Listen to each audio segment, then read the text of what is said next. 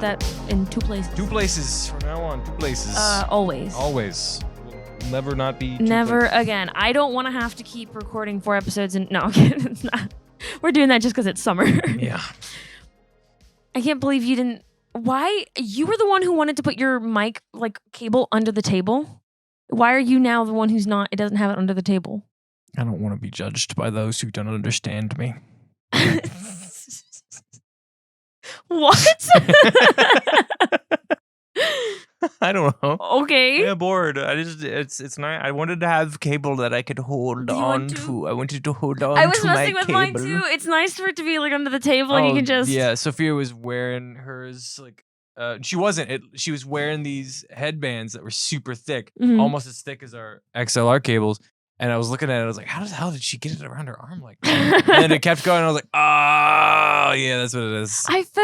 I'm so happy that we had Sophia on, and I definitely want her back on. When I was going to grab them, she showed me her cute little outfit, and she's like, it took me 7 tries to get the outfit. And I just, only your top half is going to be seen. I'm sorry that you do, but you look good. It's a great outfit. It looks so You're good. looking great. But your shirt's going to get seen. Yeah, that's it. It's just the top. That's all you get. Yeah. Which is why I like to wear my art critic shirt, because you can see that I am a critique of art.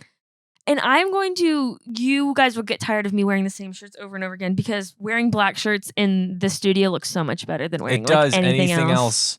And I just really like this shirt.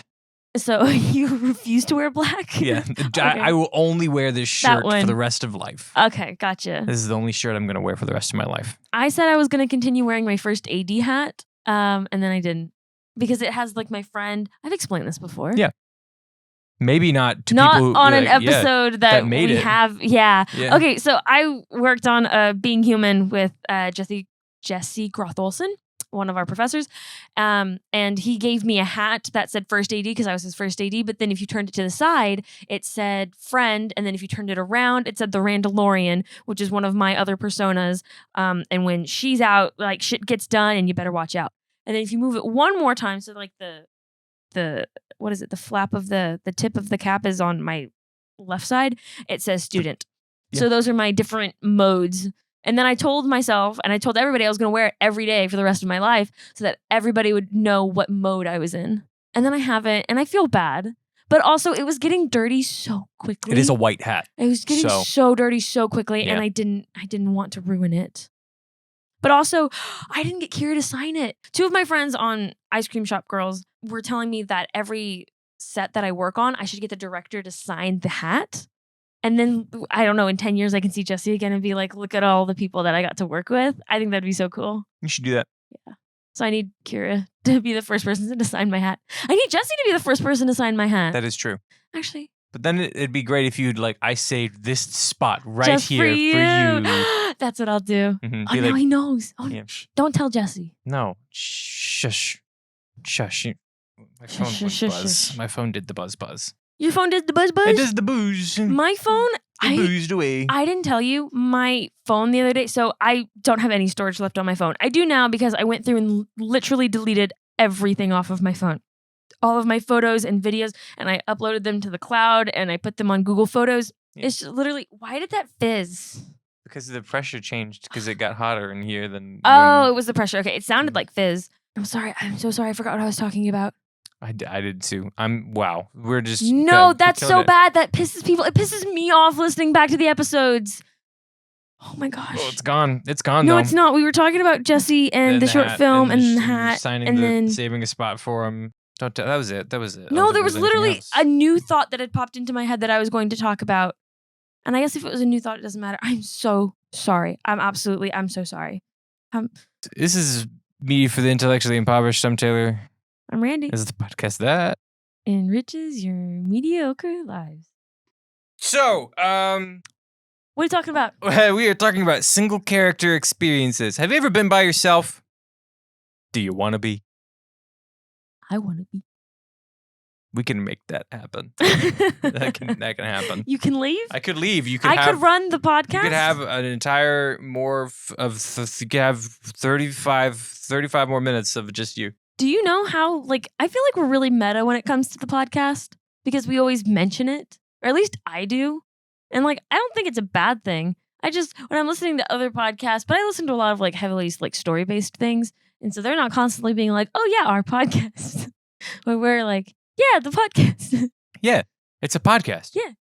What the fuck else is this supposed to be called? What are we supposed to say? No, I'm just saying nobody like in their podcast talks about the fact that they have a podcast. They're like, yeah, they're listening to it. They know what it is.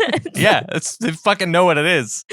That's why they're here. They're here for the podcast. They clicked on a podcasting service or YouTube, and they are listening and or watching us, or both, or doing whatever they do while they listen. I don't fucking know what they do. No, I know. I took the mic away from my mouth. I didn't want to take that bit any further because it could have gone some places. Okay. Oh God, please. No. At least one. No. At least one person has to fuck to our podcast. No! That's what I was. No. Never. That makes me so uncomfortable. Please, if you're doing that, stop. It's great. It's good. That's good. I say, hey man, I take it as a compliment. Like they like us enough to listen to us while they're having sexual intercourse. You know how fucking boring we are? They're like, no, this is it. This is what gets us going. I Like, want to throw up. or maybe it's like just like they're playing other stuff and then like it just comes up. It just happens. It just happens and they're like, well, we're already in the throes of it, so what do we do about it now? Okay, single.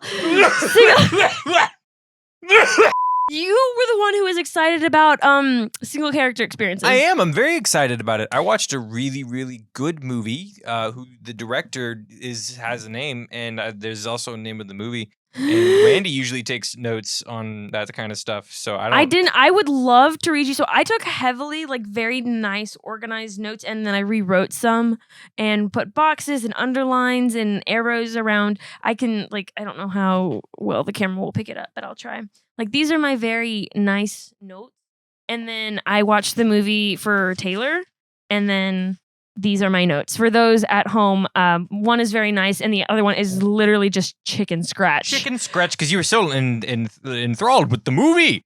I actually think that's what it was. Yeah? I think I was, because things were happening so quickly in your movie that I was like, okay, yeah, and it's not a short movie. It's not. It's like a 215, 220 movie. It is called Jungle. It is by Greg McLean, stars Daniel Radcliffe, who, if you don't know, plays Harry Potter. And also, wait a minute. Yeah, it's surprising. I know. I mean, who could tell us that other than me, the guy who saw them all? He's also in Swiss Army Man. He plays Manny in Swiss Army Man, which is like one of my favorite movies ever. And so I love Daniel Radcliffe. Can I just? I wrote no. I want to read my Letterboxd review that I did of it. Dude, you still do Letterboxd? I've never done it. I try to keep up with. While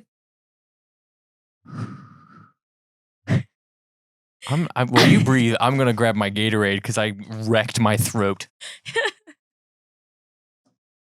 It's just you grabbing the lens. Come here. He's mine.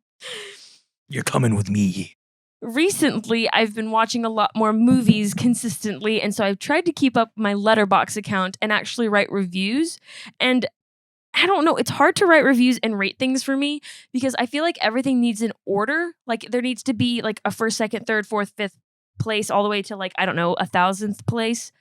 And so when I watch movies and then I get them out of order and I have to look back and go, well, did that really deserve 4 stars? Because I really like that movie.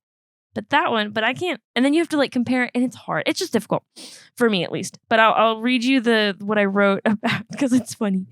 I agree, though, that sometimes it gets difficult when you're like trying to, because it's like, I love that movie, but this movie was easily better. But I give this one 4 stars. Does that mean this one deserves 5 stars? But I don't feel like this is a perfect movie. Yeah, exactly. It's just, I gave this one 4 stars. I gave Jungle 4 stars. And so I'm doing this new thing because I feel like everybody kind of has a bit, at least in our friend group, about like what their letterbox is. And so because I take notes while I watch movies, I put my notes first and then I give like an actual review. And so my actual notes from viewing: adventure is out there. You're all idiots. You're all assholes. Body horror. dang, Daniel Radcliffe is short. He's our short king. He's our short king. It's the hand touching for me. Do you know what scene I'm talking about? Maybe, I don't remember. Okay, never mind. And then that's not how quicksand works. And those are my notes of the movie. It's a good movie. So Jungle is a true story. I watched the movie, I think, 2 weeks ago. So you might have to correct me on a couple of the finer details. Oh yeah, I saw it like 2 days ago. So Jungle tells the story of an Israeli man who is going and exploring and adventuring out in the world. So Yossi travels to Bolivia where he meets Kevin and his friend Marcus, and the three of them go on a small adventure together, and they become close friends while they are living in Bolivia and sort of living like a touristy kind of life. Yossi, while out wandering the streets, meets a explorer, adventurer guy named Carl, who offers to take him deep into the Amazon rainforest to visit a tribe that is not marked on any map. So Yossi is super excited about this because he loves adventure and he really wants to go out. And so he convinces Carl and Marcus to go with him and Carl out into the Amazon rainforest. Well, they get into the rainforest and one of them... So Marcus's feet become super sore and they decide that they should turn back. And so they decide to go by water, but apparently Carl doesn't like going by water. They don't crash, but they almost crash and they stop. Carl does not want to take the water and is like, I'm leaving you guys by yourself if you're taking the water. And so Kevin and Yossi convince Marcus to go with Carl, and the two of them leave off and they'll be back in like 5 days. And so Yossi and Kevin. Yes, get back on their little raft that they had built and begin riding. But they hit rapids and the two of them get separated. And then Yossi attempts to find his way back to Kevin or back to civilization. And it's the story of Yossi's survival in the wilderness. Yep.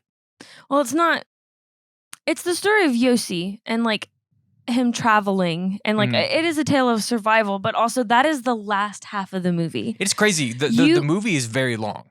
And there's nothing bad about it being long. Like it's a phenomenal movie. My thing was the way that it was divided up because I mean, and I guess it's the way that you sent me into it thinking it was going to be a single character experience. And then literally an hour, the movie is 2 hours, an hour and like 49 minutes or something like that. Literally the first hour is all of them together. And I'm like, when is he going to be alone? When we've gotten...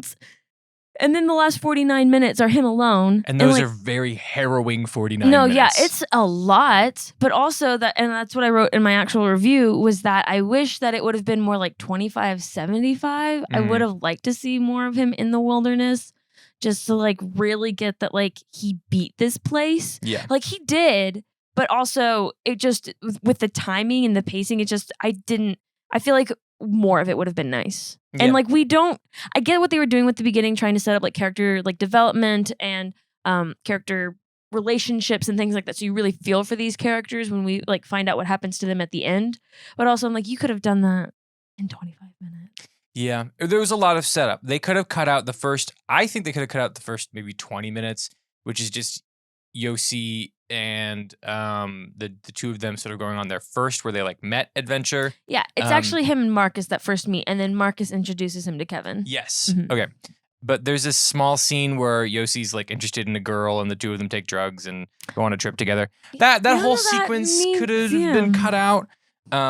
But the movie itself, once you get to them by themselves part, is phenomenal. Absolutely. Phenomenal. It's so good.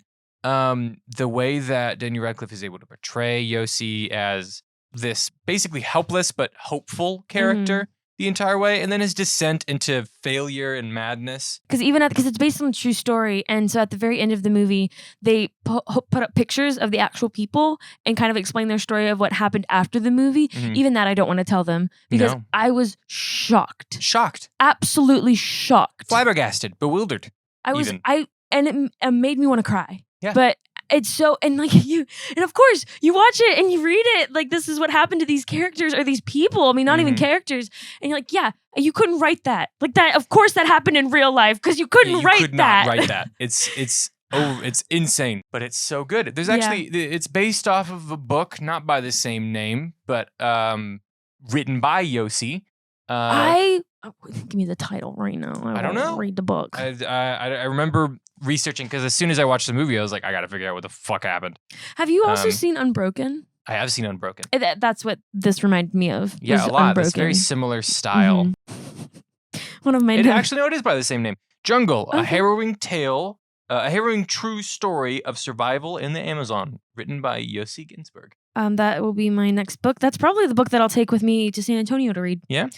Because it's interesting. I love true stories. I love and survival stories. I mean, So let's get into the meat of this. How is this a good single character experience? So like we said, the movie has about an hour of him not being by himself, but during the last half of the movie, it's almost exclusively Yossi by himself in the jungle with a couple of scenes away from Yossi in certain areas. So what I want to do is I want to give the movie that I watched, and it's okay. We'll focus because I did really like the jungle, but this is where I took my notes about like why it's a good single character experience, but my notes will work for both of them. And so let me just briefly tell you about the one I watched, and then we'll go back and forth and all of what we do. So I watched The Night Eats the World. It was a French film that was translated to English and everything, and it I want to say it won some awards. It was originally in French, but so it's zombies. This guy, I mean it's really good. You should have watched it. It's okay. He goes to a party and he's trying to get back like his mixtapes that his ex-girlfriend, you assume ex-girlfriend, like wouldn't give back to him. And everybody's like having fun. He's the only one like by himself. He decides he's just going to go like to a bedroom and sleep it off. And like when everybody leaves, then he'll find his tapes. And he falls asleep and then you hear everything that's going on outside, screaming and gunshots. And he wakes up and everybody in the building is zombies. And then he has to try and like figure out how he's going to survive. He kills them off one by one and moves because he's in an apartment complex from apartment to apartment, like getting foods and rations and marking off areas that have too many that he can't handle, or making sure that he like nobody can get in and blocking off all the windows and things like that. And just there's barely any dialogue in it because he's alone for the entire movie. I mean, besides the first 5 minutes of the film. And so it was just really interesting to see in that perspective and with that extreme of how you tell a story with no dialogue and with one character. That's true. It was. And so, but the things that I wrote is you need to, so how isolate them from everybody, how or why. You need to have a reason to isolate them and a good reason for them to be isolated. Yeah, why are they by themselves? That's the most important question to ask in a single character experience. Why are they by themselves? In the case of the jungle, he's separated from everyone else. It can be an external force that is making them by themselves, or it could be an internal force. Something about them wanting to stay by themselves. Like we've tossed around the idea in a couple of your stories of characters that are agoraphobic. Their fear of going outside is what isolates them. They don't even have to necessarily, I mean, in the broad scheme, they don't necessarily have to be physically alone. They could feel so mentally isolated from the world that they could still be by themselves. But how do you portray that in a way? Like, but understanding what makes your character alone is the first step in making a good single character experience. Yes, and like you were saying in the Night Eats the World, the first 5 minutes, even though he's surrounded by people, like it's clear that he feels alone. He feels like he's not like welcome in this space. It's his ex-girlfriend's house and she's thrown a party, and why has she invited him over to get tapes that he can't find or that she won't give him? And so there's so many personality traits and things like that, and introverts and things like this. You can isolate people without having to physically isolate them. And yeah. That, and then once you get your character alone, how do you make it interesting? So the first thing that I said is there has to be like a world outside of them. So like, yes, they exist, but then what is the environment that they are living in? And so for The Night Eats the World, he's in a zombie apocalypse, and that is going to be his main struggle. Whereas in Jungle, he is in the middle of a jungle and he has to fight against nature. Like it comes back to your basic like forms of conflict: man versus nature, man versus man versus himself, man versus God. Like, aren't those? Yeah, those are like the four. I'm sure that there's probably one more that I'm forgetting, but man versus technology. Yeah, that's what it is. like that's just the basic form of storytelling, but it rings so true, especially in this scenario, to focus on those kinds of things because the story itself is only being bolstered by what the environment is impacting on your character. Because when they're by themselves, like you said, they might not talk, they might not say things. So what impacts the story is what is around them, their environment, what's surrounding them. The things that are thrown at your protagonist are what are going to move the story forward. And specifically with that, it was what I wrote was sound. Like there's it's world building and creating an environment around them. And you can see it in both. You'll have him like going through the apartment complex and you just hear zombies. You hear them like gnarling or whatever and like scratching and trying to get at him, screaming. And in the jungle, you have like lions or panthers is what he was after, and bugs flying everywhere and the rain coming down. Like it's an actual, like obviously it's based in reality and it needs to feel like a place, and that is their struggle. Even if you can't necessarily see it, you know that it's still there based on sound design. Absolutely.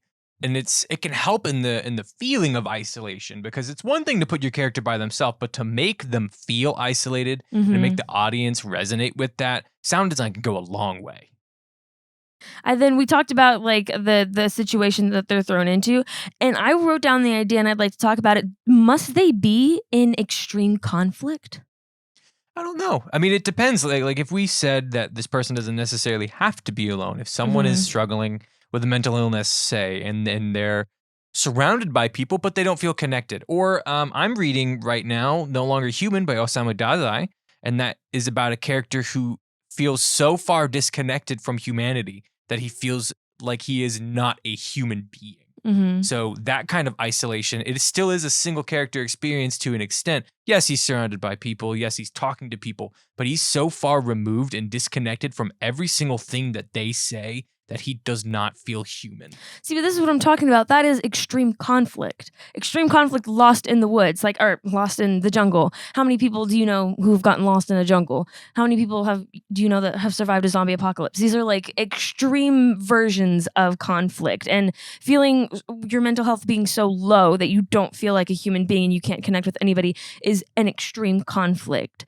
Like in the question of how do you make a single character experience interesting, that's something that like up for debater that I was thinking about, because if you're home alone and like you can't find the bread, like that's not, or or hungry and like you can't find food, like that's a conflict and there's a struggle, but like it's not, nobody's gonna want to watch that for like that's true an hour. Or it depends on the length of the story. So say if you want a 5-minute comedy of someone trying to find a loaf of bread, but the loaf of bread keeps moving from place to place and you can't track down the bread.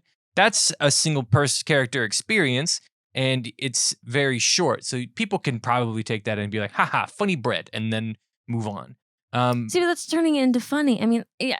But it depends on the story you're telling. Single character experiences aren't necessarily only dramas or horrors.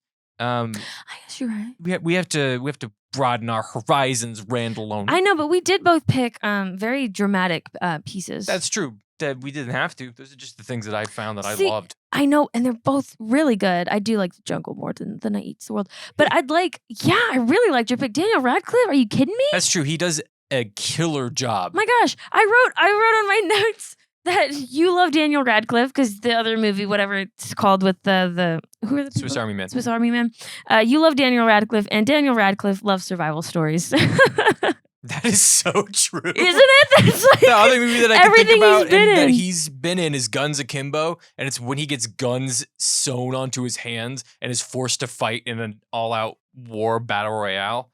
That's another survival story with Daniel Radcliffe.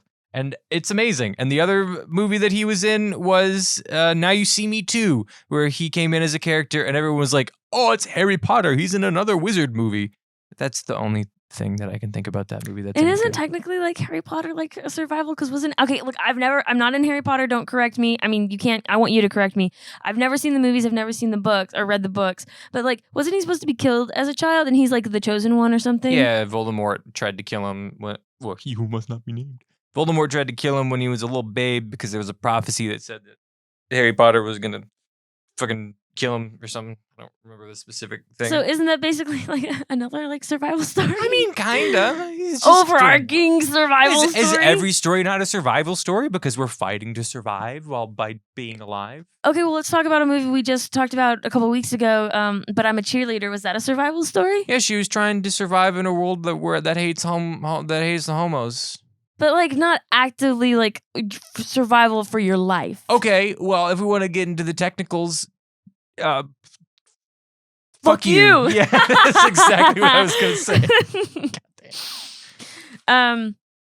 But do they have to be in extreme scenarios? Yeah, it doesn't have to be extreme conflict for it to be interesting. That's a good question. I think maybe it would depend on the story, but I think what makes it so interesting is that these two pieces so interesting is because yes, they are thrust into overwhelming odds by themselves. How do you get out of this when you're by yourself? And that's what makes it so enthralling. That's what makes it so interesting, is because the power of nature vastly outweighs the power of man. Oh, yeah. How does he get through this? The power of zombies the power of numbers of enemies vastly outweighs one man. How does he get through this?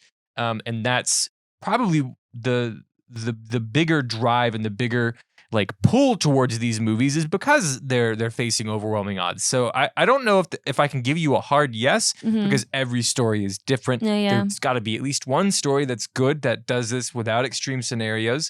But I would say that more than likely in a single character experience, you're going to find that putting your characters into high tension, high like against the odds scenarios is likely going to benefit your story more than putting them in mundane scenarios or just over mundane scenarios or a little bit tension scenarios. And that's what I was going to say, or going off of what you said, like it is a tool, and this would be an instance in where if you want to tell like a high intense like story or something like that, or extreme conflict, something that's just like out of the ordinary of regular everyday life, then I think a single character experience is one of the ways to go for that. Not necessarily meaning that you have to base it off of like a true story like Jungle is, but it seems like that's going to be the more interesting choice. And also in these single character experiences, you're also seeing the limits of man. How far will man go for survival? And like, what is the true nature of man at his like weakest point? Yeah. I mean, what we see in Jungle, the drive that Yossi has to survive, as well as the hope that he holds on to. And as that hope begins to dwindle, what does that look like for him? Does he give up? Do the odds begin to get to him? And how does he react to the things that are thrust upon him? Yeah. And so that's one of the other things we're going to skip down. I had 1, 2, 3, 4, and we're going to go 4. Okay. Because another, like, how do you make it interesting is their actions, is you're constantly keeping the audience on their toes about what are they going to do next. Okay, we have a problem. He's lost in the jungle. Okay, now it's raining. Now what is he going to do? Okay, now there's a panther. Okay, now that they're this. And now his feet hurt. And now there's a bug. And now there's like, you have to constantly keep throwing problems at another problem after problem to keep your audience like guessing and interested in like what are they going to do next? How could it get worse? Yeah. How is it going to get better? Yeah, and that's not even necessarily a single character experience thing. That's just like if you want to write high tension scenarios, it's starting with mystery solved, but then a problem, right? And then problem fixed, another mystery. How the characters react to that and how the characters move on from how they've reacted to that is what makes the story so thrilling. In this, because The Night Eats the World was actually recommended to me by one of my professors for the short film that, gosh, I'm so sorry that I keep bringing it up. I swear I'll finish it one day. Because again, my characters are isolated in their respective times, and there's very little dialogue, and I want there to be very little dialogue. And so this movie was perfect for trying to figure out exactly how to keep an audience entertained, or at least interested in my story. And so in that actions and how are they going to respond, as I was watching both of these movies, I realized that the mundane is okay. It's a bit more with Jungle, like, and him, a bigger like survival, like there's actually no food for him and like actually having to like eat baby birds to survive, but also like sitting there and watching him eat is kind of a mundane task. And it's like, but that's okay. I mean, you've gotten us this far and we want to make sure that, okay, he's still a normal person. Okay, he still sleeps. Okay, he still eats. Okay, he talks to himself. And that's okay that he talks to himself, especially over like an extended period of time. What I thought was a little weird about Jungle, and I guess it's just the human condition. With The Night Eats the World, it took maybe months of this guy being alone before we actually saw him start talking to himself and talking to objects. And that was the other thing. Like, man, when alone, or at least based off of these pieces of media and on psychology, will just start talking to anything because we are so drawn to human connection and like needing validation in some formal way that they, in The Night Eats the World, he starts talking to the zombies as if they're people. And when another like person comes in and is like, hey, we gotta go, these are like zombies, he's like, no, they're my friends, like they're not gonna hurt me, like they're fine, and talks to them normally. And Radcliffe, Yossi did the same thing, and I can't remember who he was talking to. He was talking to spoiler. I mean, not just that. I know what you're talking about. But I think at some points he's talking to nature. He's talking to the animals and something like that. He apologizes to the animals. He talks to himself, and then he talks to like Kevin, who's not there. Yeah. And he's like trying to be like talking to him like, I'm gonna get out of this. We're gonna find each other. Things are gonna be okay. I'm gonna do okay. I know there was a specific, because I'd watched these back to back, and so I was trying to compare and contrast them. All I put down was he was quicker to talk to himself and he was quicker to lose it / hallucinate. Because I found it weird, because I was like, why would you start talking to that? Like, what? There was something. I'll rewatch it because it's a good movie and I want to rewatch it anyways. But I'm positive there was something, an inanimate object that he started talking to. Because that's what that's what you're gonna do, and that's what I was talking about with the. But yeah, so like the mundane is okay, and to know that they're still human, especially in these extreme like conflict situations, that like they still need to get their same nutrients, you know? Yeah, like they still have to survive, and in that, watching them try to survive is why we're here. So even mundane things like just sipping on some water can become exponentially interesting. Showering or anything like that, which I imagine like when you say it, like, oh, he just like showered for like 3 minutes. You're like, but in the context of it's not mundane. It's like, thank goodness he's cleaning his wounds. Like, yeah, right? Like he's washing himself off. Yeah. God. Give me another thing. The last thing that I had was visually. So there's a lot that you can do with camera work and cinematography to keep your audience interested. If something isn't interesting, if there's not a lot of action going on screen, like maybe they are just walking from place to place, maybe they're just searching for food, the camera shots that they had were incredible in both movies. For The Night Eats the World, there's this beautiful moment of like a drone shot over the apartment complex, and he's literally just running back and forth across the roof because he's trying to like figure out how many zombies are around him. And then like Daniel Radcliffe or Yossi. It's, you say Yossi, but I think in the movie they call him Yossi. I always heard Yossi. I could be wrong. But there's so many beautiful shots, and I mean, the set design and like obviously in nature, it was so beautiful. Every shot was gorgeous. It was gorgeous. I mean, I can't think of a specific like camera movement or camera. No, there were a couple of overhead shots. Yeah. There were a couple of drone shots, overhead shots of the jungle, but a lot of the shots were either static or simple tracking because the story itself and the thrill of what's going on and the oppressiveness of what's going on around him was strong enough that I don't think that the camera needed to be super animate, you know? And that's another thing to think about is what is your camera going to be doing during these scenes, or, you know, what's if you're doing a visual aspect, what is it going to look like, you know, visually? And how can that communicate isolation? You know, however you want to do that.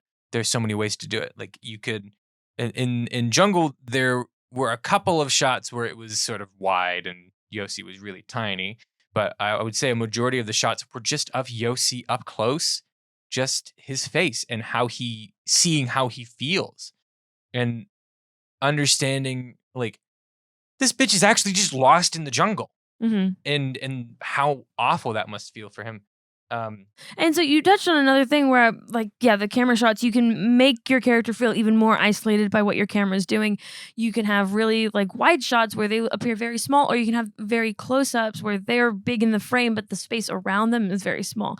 There was a shot in The Night Eats the World where he's walking up a staircase, but we're looking at him through a door. And so you have the door already framing him and making him feel tight in this space. And then he walks up the stairway until he's only in like a fraction of the top corner of the door. And then he kind of looks down to make sure nobody's coming for him. So he's just squeezed into a box because he's so isolated and in a confined space where he knows at any moment danger is around the corner.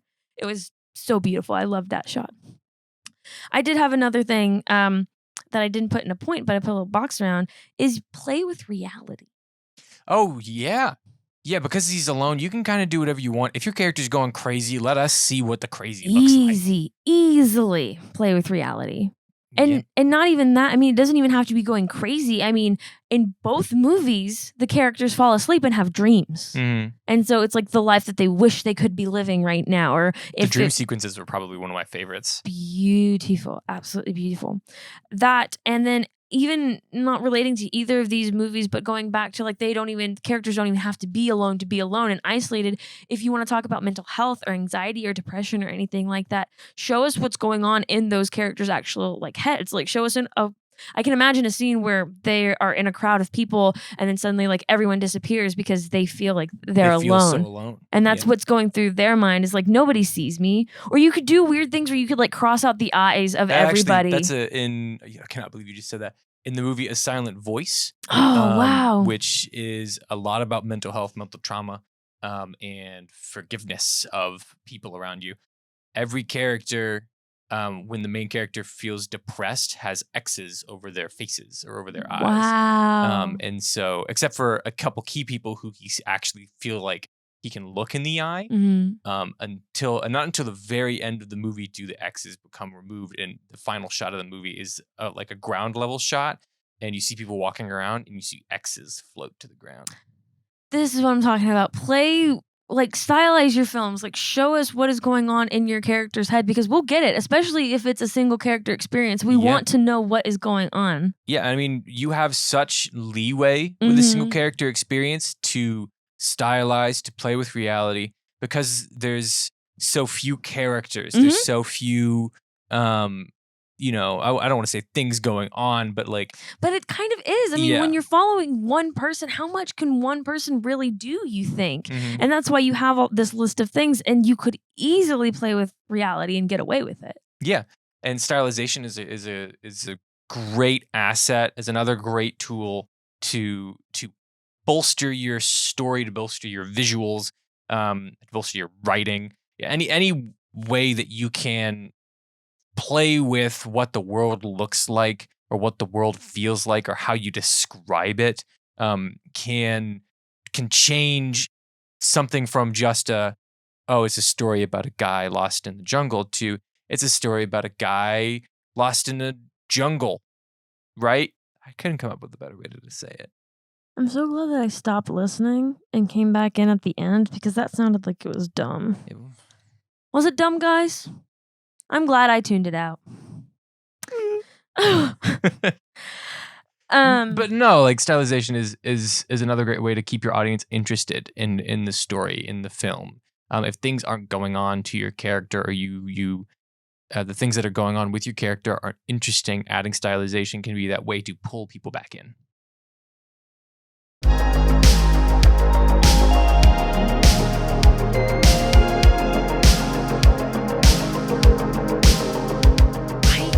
I could remember. I wrote the note on my notes about the use of music, and like it goes back to using like sound design, but not only that, like then talking about diegetic and non-diegetic music. Oh yeah.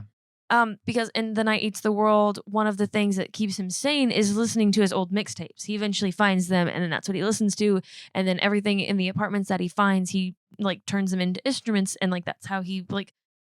And that was the other thing, was giving people hobbies. I mean, for this one. And again, this one specifically relates to what I'm trying to do, and just how to keep people entertained in a single space with a single character, and giving them hobbies and giving them things that a normal like person, it sounds weird to like say, and it's like, yeah, of course you'd give them something like that to do, but when you write it down on paper, at least when I was writing my script, I was like, nobody's gonna want to watch that. That's not interesting enough for somebody to watch somebody else play with a camera or play with toys or make instruments. But when you limit yourself so much, like the mundane and those small things matter even more. Yeah, I mean, it's all about how you frame it. Yeah. How what it is in the context of the story. I think that excluding things that real people do because it's not pertinent to the story is a limitation that you should not set on yourself for writing. I think that it's important for you people to feel real, and real people have real hobbies, and show us what those look like. Let's wrap it on up. No, I wish I could find the note. Because again, I know there was another thing in there about music, for at least for the jungle or for jungle. I know, and there was a lot of like, yeah, they're gonna play music over it because you need to like, you can't just have him walking in a forest silently, and so they're gonna play something. But I feel like at a moment, I think when he was at his like weakest, right before we have the resolution of the film, there was music playing, and I just remember thinking, "Oh, that's odd that that's an actual like music." I don't know what I'm saying, but like music. That's yeah. I'm sorry, I backpedaled real hard there. Have any final thoughts? It's hard to write a single character experience. Yeah, I bet.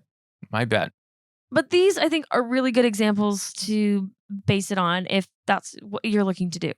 Oh, they also need to be headed towards a goal. I was like, did I hit everything, or like all the underlined and starred things that I made? They need to have a goal, but like goal of survival. Oh, and both of them, but I don't want to spoil for Jungle. But then I'll just say it. At some point in both of the films, an extra person had to come in and like help them, kind of. And whether that character was real or not, in their heads or not, it was just interesting to see how they've been alone for so long, and then suddenly we have a new character in, and you're like, oh, cool. How are they going to interact together? And then you're constantly wondering, are they actually real? Are they there? Is this fake? Is it? It was just interesting that both of them kind of had that arc of like, okay, they've been alone for too long. Let's get somebody else. Yeah, and that hope of like people. Yeah. I think that the most important thing when it comes to single character experience has to be the environment around them. Utilize what is around them. Yeah. Really flesh out the world around them, whether they're in space by themselves, whether they're in the jungle, whether they're stuck in a spaceship, whether they're locked in a closet, for God's sake. What the fuck are you going to find in a closet? Spiders, moths, mothballs, Don't eat moths. dead bugs in the corner, living bugs, rats maybe. Wherever they're at, really think about the things that could be in that real area, that things that could be in that area, maybe that are going to influence them, that are going to act upon them, that are going to cause conflict for your character to react to and grow from and learn from. Because that's what it's about, is having a character that grows and learns and that ends differently than when they started. That's how you make a character interesting. Can I just say, you were describing what's in a closet, and you literally did not say clothes. Because I was thinking about other things, like things that could interact. I mean, yes, but clothes. like, and then you just named a bunch of insects and rodents. Listen, where do you your keep house yours? Clean? Yes. Why do you have so many rodents and insects in your closet? Because I don't put the clothes in there so they have space to live. Recommendations.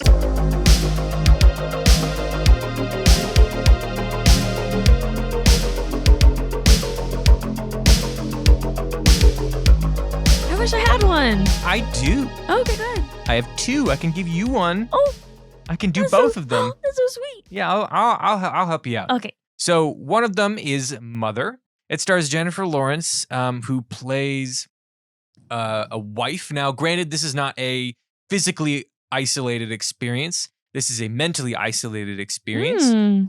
Which is it's so good. It's such a great movie. You've recommended that one before. I have. I think I've even talked about it before. Probably. But it stars Jennifer Lawrence, and she is a wife to a perfect husband. Believes she lives in the perfect world. But then suddenly things begin to change. Her husband begins to change, and she doesn't feel like he's the same, and she doesn't connect with him anymore, and she feels alone and isolated, and she's trying to figure out what the fuck is going on in her house. And that is a beautiful movie. It's trippy as hell, and it is one of my like top 10 movies that I've seen. Wow, really? Yeah, Okay. it really kicks ass. And then Randy's recommendation is #Alive on Netflix. She watched it. She really enjoyed it. It's a story. It is set in Korea. It's a zombie apocalypse, and a man is stuck inside of his apartment. Very similar to the other one. Okay. He's stuck inside of his apartment as a zombie apocalypse breaks out around him, and he is attempting to survive and live. And it's interesting how technology plays a part in that. This is not a fully isolated experience. About midway through the movie, he does meet someone, but for the first about 35 minutes, he is by himself, and his reactions to the world around him, really, really fun time. So that is Randy's recommendation. I love that. Yes, of course, I saw it. Yeah, I've watched it. But it's just cool that you're right, that how similar they are, and it's surprising that I didn't talk about that one at all while we were, we had our episode. Yeah, it's crazy that you didn't even talk about it, and you watched it and loved it so much. It was absolutely incredible. And when I was looking for the one that I did talk about, and I was searching "Man Alone During a Zombie Apocalypse," that one came up, and so it's you can see that I have a very specific niche of movies. Movies that I like. Can we please write and produce a man by himself in a zombie apocalypse apartment? Yeah, easily. Cool. That's what's coming. That's Keep what's next. it out. Yeah. Keep eyes and ears out. That's the next short film that I'll be telling you guys all about. Yep. So thank you guys so much for joining us on this intellectual journey, and we will catch you guys in the next one. Bye. Yeah. Zombies? Did you?